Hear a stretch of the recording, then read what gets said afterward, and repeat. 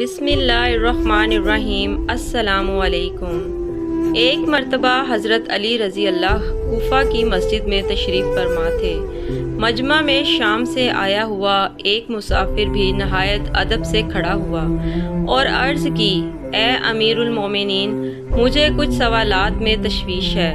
میں آج یہاں آپ رضی اللہ کی موجودگی کا سن کر آپ سے چند سوالوں کے بارے میں جاننے کے لیے آیا ہوں۔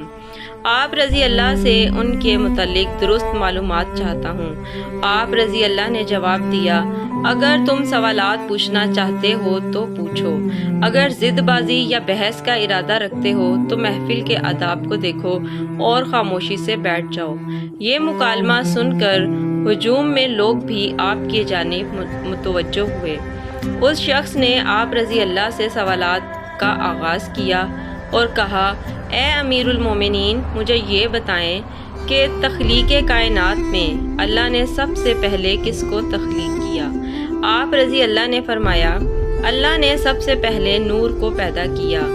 اس نے سوال کیا، اللہ نے زمین، آسمان اور پہاڑوں کو کس چیز سے بنایا؟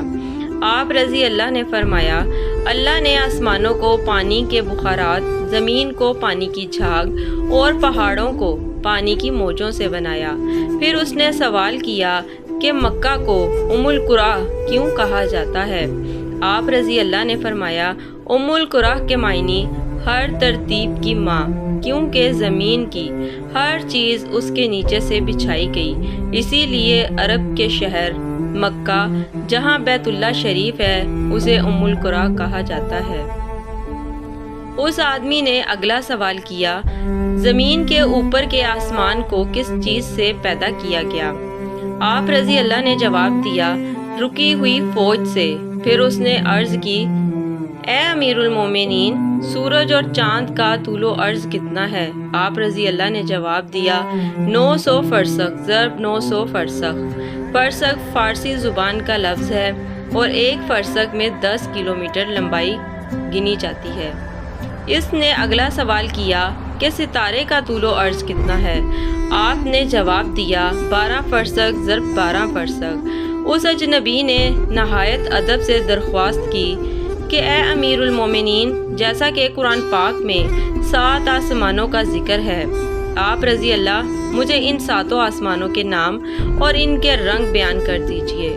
آپ رضی اللہ نے فرمایا، جو آسمان زمین کے اوپر ہے اس کا نام رفیع ہے اور وہ پانی، بخارات اور دھول سے بنا ہوا ہے۔ دوسرے آسمان کا نام کہزوم ہے اور اس کا رنگ تانبے جیسا ہے۔ تیسرے کا نام مودون ہے اور اس میں ملے جلے رنگ ہیں۔ چوتھے آسمان کا نام ارفالون ہے اور اس کی رنگت چاندی جیسی ہے۔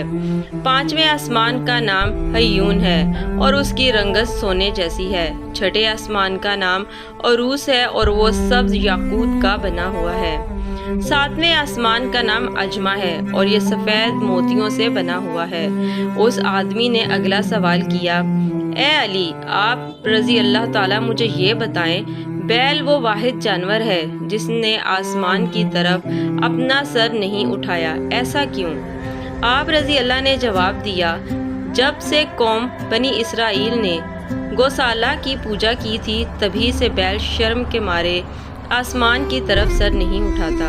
گوسالہ ایک سنہری رنگ کا پتھر یا بچھڑا تھا جسے موسیٰ علیہ السلام کے دور میں سامری جادوگر نے اپنی جادوئی مہارت سے بولنے اور حرکت کرنے کی طاقت دی اور موسیٰ علیہ السلام کی غیر موجودگی میں بنی اسرائیل سے بچھڑے کی پوجا کروائی تھی۔ مجمع میں موجود تمام لوگ حضرت علی رضی اللہ تعالیٰ عنہ کی حاضر جوابی اور قابلیت سے بے حد متاثر ہو رہے تھے۔ شام سے آئے ہوئے مسافر نے اگلا سوال پوچھا، اے امیر المومنین، وہ کون سے نبی تھے جنہوں نے ایک ہی وقت میں 2 بہنوں سے شادی کی تھی؟ آپ رضی اللہ فرمانے لگے، وہ یعقوب بن اسحاق علیہ السلام تھے۔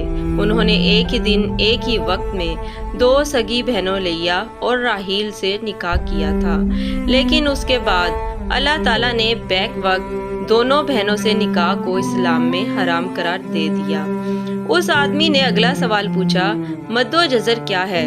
آپ رضی اللہ نے جواب دیا، اللہ تعالیٰ نے سمندروں پر ایک فرشتہ مقرر کر رکھا ہے، جب وہ سمندر کے پانی میں اپنا پاؤں رکھتا ہے تو مد پیدا ہوتی ہے، اور جب نکالتا ہے تو جزر پیدا ہوتی ہے۔ مد و جزر سمندر کے پانی کو خود بخود بلند ہونے اور کم ہونے کے عمل کو کہتے ہیں۔ اس آدمی نے اگلا سوال کیا، یہ بتائیں کہ جنات کا باپ کون ہے، اور اللہ تعالیٰ نے جنات کی طرف کن نبی کو مبعوث کیا تھا؟ حضرت علی رضی اللہ نے فرمایا، جنات کے اعلیٰ کا نام شمان ہے، اور اسے اللہ نے آگ کے شعلے سے پیدا کیا تھا، اور اللہ نے جنات کی طرف ایک نبی کو مبعوث فرمایا تھا جن کا اسم گرامی یوسف تھا، جنہوں نے جنات کو اللہ پاک کی عبادت کی دعوت دی، لیکن انہوں نے اسی نبی کو قتل کر دیا۔ اس شخص نے دوبارہ دریافت کیا، ابلیس کا آسمانوں میں کیا نام تھا؟ حضرت علی رضی اللہ نے جواب دیا، حارث۔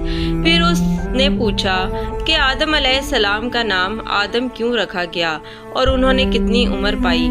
آپ نے فرمایا، کیونکہ وہ عدیم ارض یعنی نایاب زمین کی کھال سے بنائے گئے تھے، اسی لیے ان کا نام آدم رکھا، اور 900 سال عمر پائی تھی۔